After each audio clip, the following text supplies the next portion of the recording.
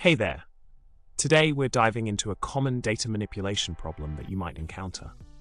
The problem revolves around deleting certain columns based on the values in the first row of a Pandas Dataframe. It's a task that can come up frequently in data analysis or pre-processing scenarios, so it's great to have a reliable solution handy. Now let's talk about the solution to our problem. The key to achieving this task lies in slicing the first row of the data frame, identifying the non-zero values, and then selecting the columns we want to keep using Boolean indexing. By using the code snippet out equals df.lock, df.lock0.ne0, we effectively filter out the columns with a value of 0 in the first row and retain the rest. This approach is not only efficient but also column name independent, which adds to its versatility. In the output generated by the code snippet, you can see that the columns with non-zero values in the first row are preserved, while those with zeros are dropped.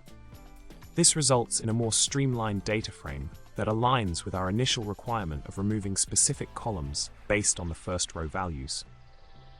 The final data frame reflects the changes made and showcases a cleaner dataset ready for further analysis or processing. Additionally, as an alternative method, we can leverage the drop function in Pandas to achieve the same outcome. However, it's worth noting that this approach may be less efficient and could encounter issues with duplicated column names.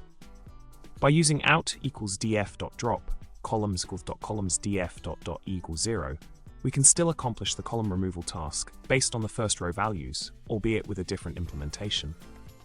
To wrap things up, we've successfully tackled the problem of deleting columns based on specific values in the first row of a data frame. The solution provided offers a robust and efficient way to handle such data manipulation tasks, ensuring that your datasets remain clean and tailored to your analysis needs. Remember, Pandas' versatile functionalities can simplify complex data operations like this, making your data wrangling journey smoother. Thanks for watching, and make sure to like, subscribe, and drop a comment below.